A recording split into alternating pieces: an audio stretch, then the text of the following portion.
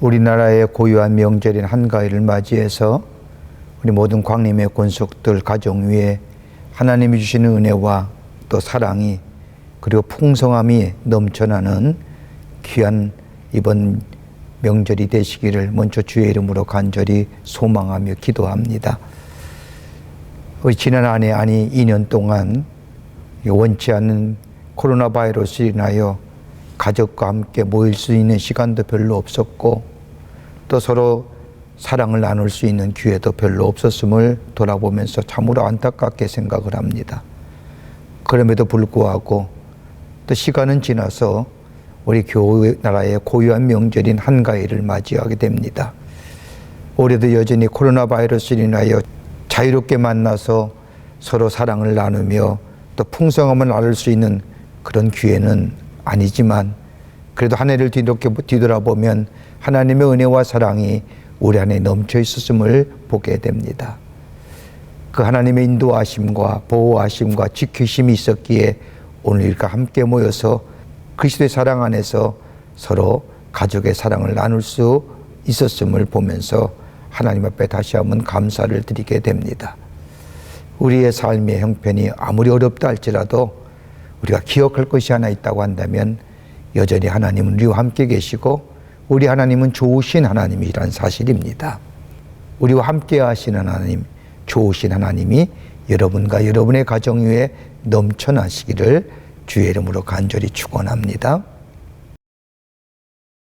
다 같이 정돈된 마음으로 명절 가정 예배를 시작하겠습니다. 하나님의 은혜와 예수 그리스도의 사랑과 성령님의 인도하심이 모든 믿음의 가정 위에 함께 하시기를 바랍니다. 민족 고유의 명절을 맞아 믿음의 선조들을 기억하고 우리 가족을 지금까지 인도하신 하나님께 감사하며 예배를 드리고자 합니다. 묵상으로 기도하시겠습니다. 복 있는 사람은 악인들의 꾀를 따르지 아니하며 죄인들의 길에 서지 아니하며 오만한 자들의 자리에 앉지 아니하고 오직 여호와의 율법을 즐거워하여 그의 율법을 주야로 묵상하는도다. 그는 시냇가에 심은 나무가 철을 따라 열매를 맺으며 그 잎사귀가 마르지 아니함 같으니 그가 하는 모든 일이 다 형통하리로다. 아멘. 다 같이 찬송가 559장을 부르시겠습니다.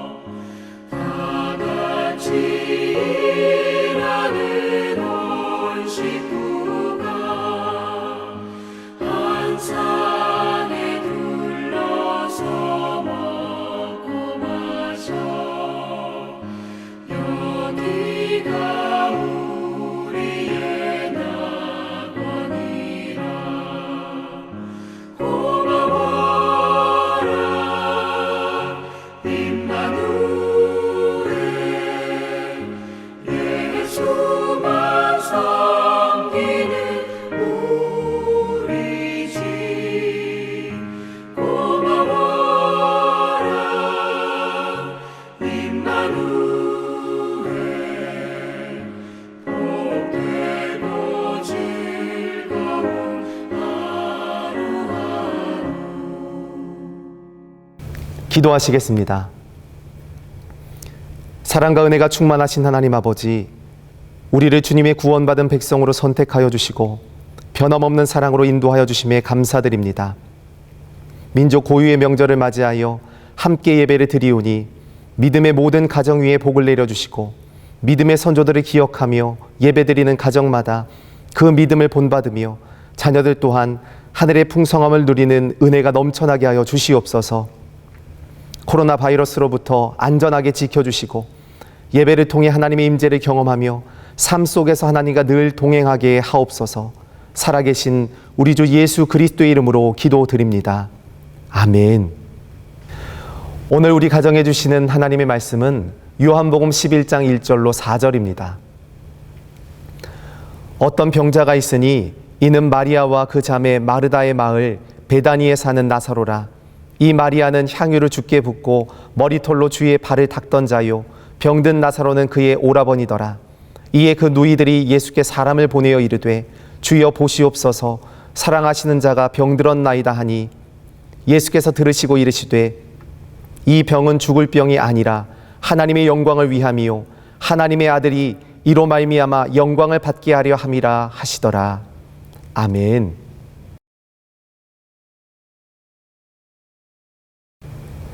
(1883년 5월) 미국 뉴욕항에 생긴 이래로 가장 많은 인파가 몰렸다고 합니다. 군악대 예포와 연주가 울려 퍼지고 대통령을 비롯한 수많은 사람들이 군함 한 척을 기다리고 있었습니다. 이 군함에는 살아있는 사람이 아닌 저 31년 전 저 북아프리카 튀지니에서 근무하다가 사망한 존 하워드 페인이라는 사람의 유해가 실려있는 군함이었습니다. 존 하워드 페인은 위대하거나 살아있는 인물이거나 대단한 사람은 아니었습니다. 평범한 사람이요 작가에 불과한 사람이었음에도 불구하고 31년 전에 죽은 유해가 오는데 수많은 사람들이 뉴욕항에 모였던 것은 다름이 아니라 그가 지은 시 한 편이 저 미국 사람들의 마음이 울림이 되었기 때문입니다. 그가 지은 시는 우리가 잘 알고 있는 것처럼 다름이 아니라 홈, 스위트 홈이라고 하는 시입니다. 여러분도 알다시피 그 시의 내용은 즐거운 곳에서 나로라 하여도 내 쉴 곳은 작은 내 집뿐이리. 오, 내 나라 내 기쁨, 길이 쉴 곳도 꽃 피고 세우는 집도 내 집뿐이리라고 하는 이 시 한 편. 이 시 한 편은 이 땅을 살면서 가장 소중한 것이 무엇인가 일깨워주었던 시 한 편이었기에 이 존 하워드 페인이 유해가 들어올 때에 뉴욕항에 그 많은 사람들이 모였던 겁니다. 세상을 살아가는 많은 사람들에게 인생을 살아가면서 가장 소중한 것이 무엇이라고 물으면 아마 공통적으로 대답하는 것이 한 가지일 겁니다. 그건 다름이 아니라 가정이 행복해야 한다는 겁니다. 가정은 하나님이 우리에게 주신 가장 아름다운 공동체입니다. 가정은 세상을 살아감에 있어서 처음 배우는 곳이기도 하며 가정은 우리가 자라나는 곳일 뿐만 아니라 더 나아가 우리의 인생의 마지막을 마치는 장소도 가정입니다. 그러기에 가정이 행복하고 가정에 웃음꽃이 넘칠 때에 그것이 진정한 행복이라 할 수 있을 겁니다. 오늘 성경 말씀을 보면 우리가 잘 읽을 뿐만 아니라 성경에 나오는 마르다와 마리아와 그리고 나사로에 관한 말씀입니다. 성경에 나오는 나사로의 가정을 가만히 보면 세상의 기준으로 보면 행복한 가정이라 말할 수 없습니다.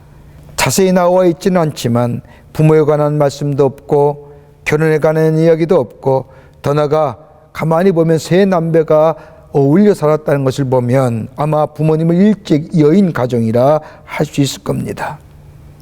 그러게 저들의 삶은 아마도 녹록지 않았을 겁니다.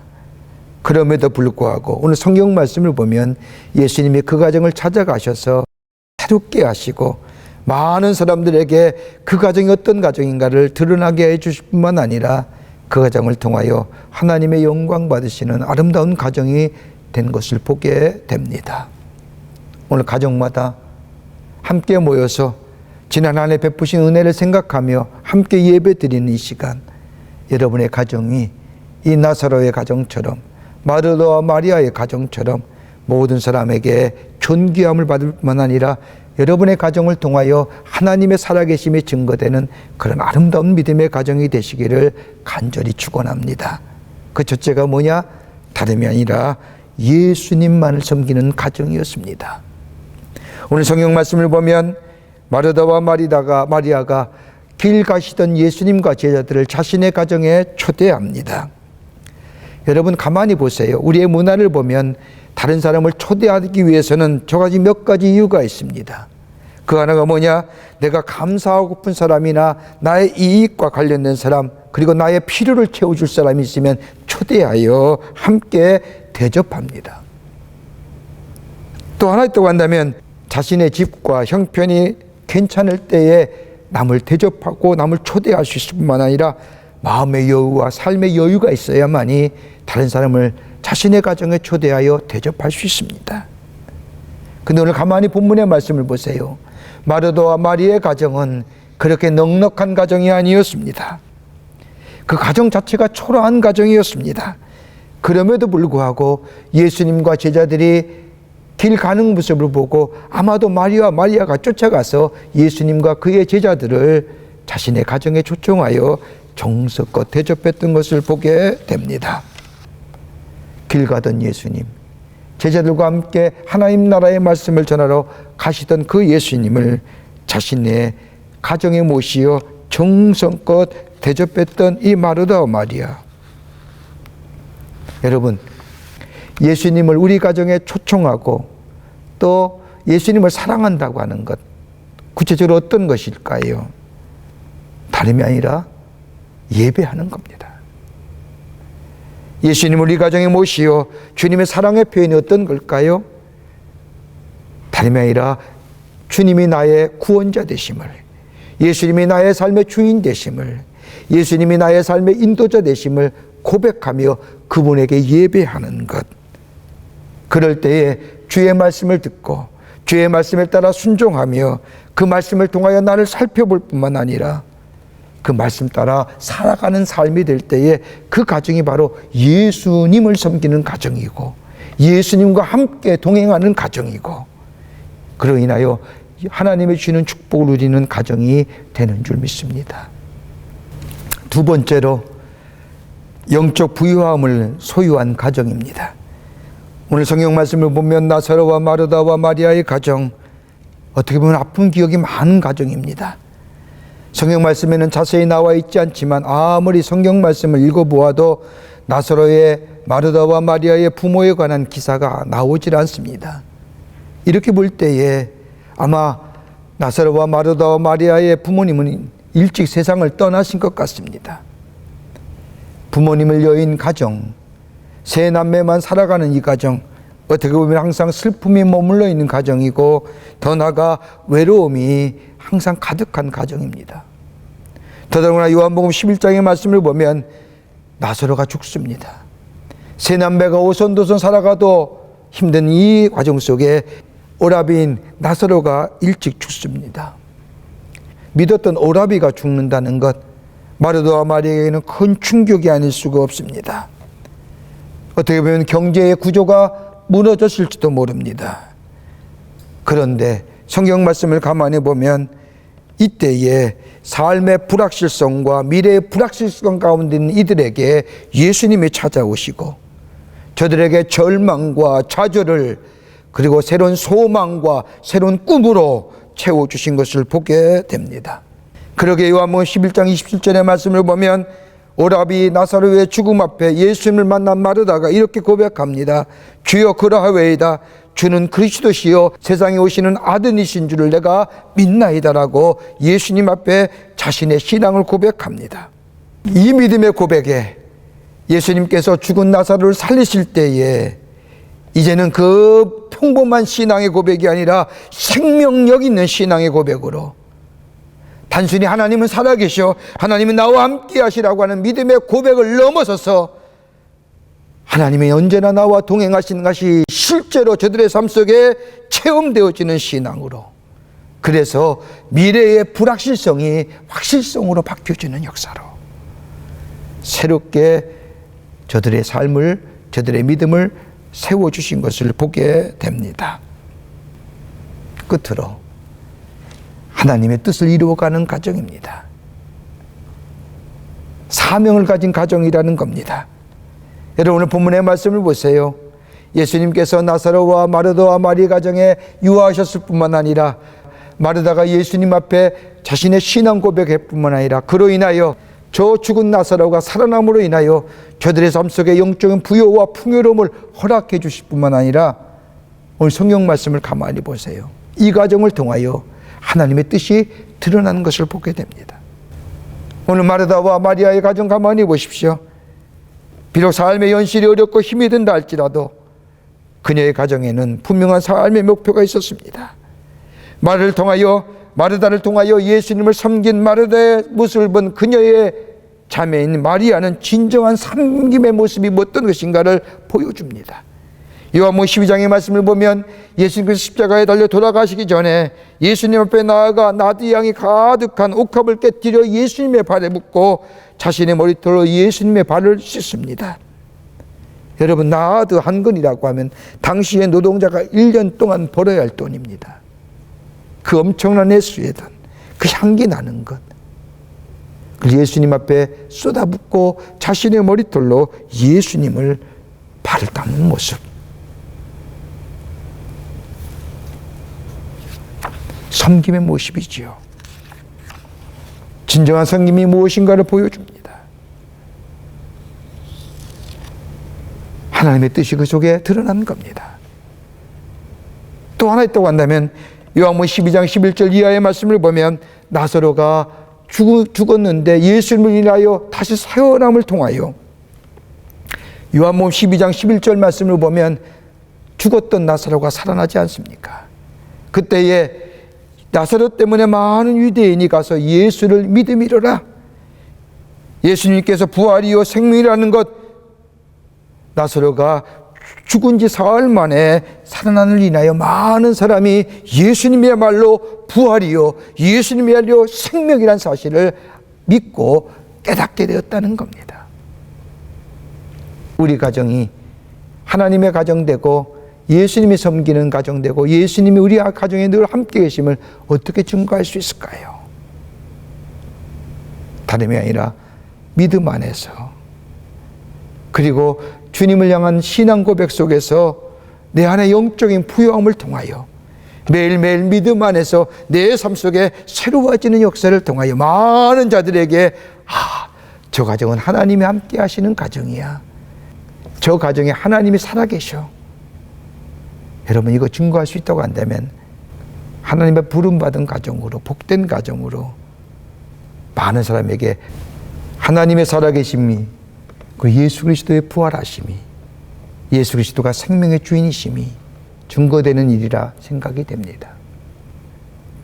지난 한 해 참으로 어렵고 힘들 일이 많이 있었지만 그럼에도 불구하고 우리의 삶 가운데 풍성한 열매를 허락해 주시고 그리고 한 자리에 모여서 함께 하나님 앞에 예배 드릴 수 있다고 하는 이 자체만 해도 다른 사람은 다 어렵고 힘들고 절망하고 좌절하지만 하나님을 인하여 기뻐하며 하나님을 인하여 소망 갖는다고 하는 것, 이것이 바로 사명 있는 가정의 모습이고 주님의 뜻을 이루어가는 가정이고 이 가정 위에 하나님이 놀랍도록 하늘의 축복을 허락해 주실 줄 믿습니다. 중추절을 보내며 여러분의 가정, 여러분의 모든 일 위에 하나님의 풍성한 은혜가 넘쳐나시기를 주의 이름으로 간절히 축원합니다. 기도하시겠습니다. 살아서 역사하시는 전능하신 하나님, 하나님의 베푸신 은혜와 사랑을 생각할 때에 감사와 찬송과 영광을 돌려보냅니다. 참으로 힘들고 어려운 시간을 보냈지만 올해도 어김없이 우리나라의 고유한 명절인 한가위 명절을 맞이하여 흩어졌던 가족들이 함께 모여 하나님 앞에 예배하게 하심에 감사합니다. 오늘 우리에게 주신 말씀처럼 우리의 가정이 하나님만 섬기는 가정이 되게 하시고 영적인 풍요로움을 누리는 가정 되게 하여 주시며 우리 안에 역사하시는 하나님의 놀라운 역사하심을 증거하는 가정으로 삼아 주셔서 하나님의 놀라운 은혜와 사랑 안에서 하나님의 약속의 성취를 누리며 사는 아름다운 가정 되게 하여 주시옵소서. 온 가족이 한 자리에 함께 모이지 못했지만은 어느 곳에 있든지 하나님을 영화롭게 하며 예수 그리스도를 증거하는 가정 되게 하여 주셔서 하나님의 축복을 더불어 누릴 수 있도록 은총 허락하여 주시옵소서. 우리의 모든 삶, 우리의 가정의 모든 일 하나님이 친히 역사하시고 인도하여 주시어 영광 나타나게 하여 주시옵소서. 감사드리오며 예수님의 이름으로 기도하옵나이다. 아멘. 다 같이 찬송가 430장 부르신 후에 주기도문으로 예배를 마치겠습니다.